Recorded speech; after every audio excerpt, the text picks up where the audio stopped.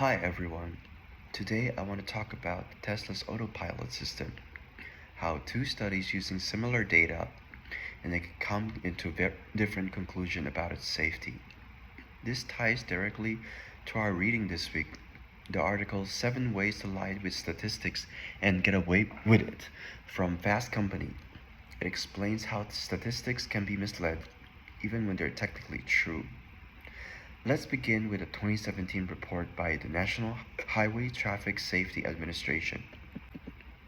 After a fatal crash in 2016, the agency analyzed Tesla's data before and after AutoSteer was active, and their finding is that when having AutoSteer active, the crash rate dropped by nearly 40%, and this statistics was widely used to promote how Tesla makes the road safer as a whole.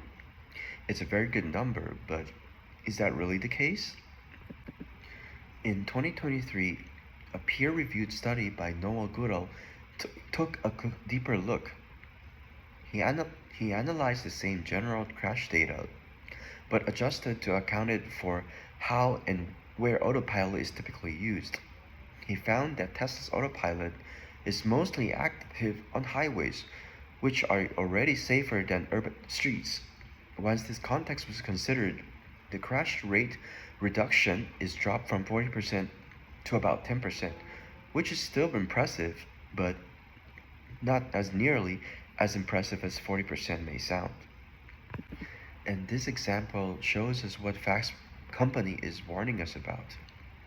Misleading averages, lack of context, and cherry-picked data can completely change the story. The National Highway Test Safety Administration, they weren't lying, but they weren't also explaining how data is observed. They did not explain that the lower crash rate may be due to safer driving conditions, not only because of autopilot. Personally, I do agree with Fast Company's article.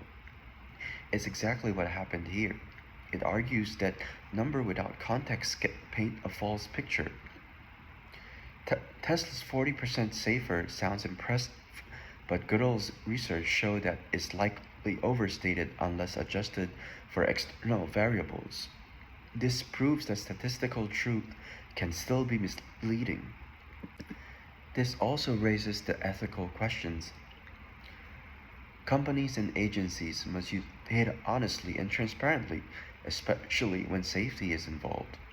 If people think that autopilot is safer than it actually is, they may misuse it, overtrust it, or ignore warnings that can lead to personal injuries.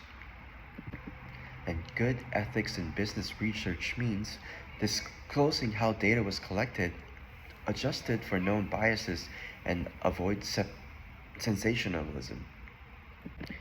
In the end, these two studies shows how when using the same data can support very different conclusions, depending how the data is interpreted.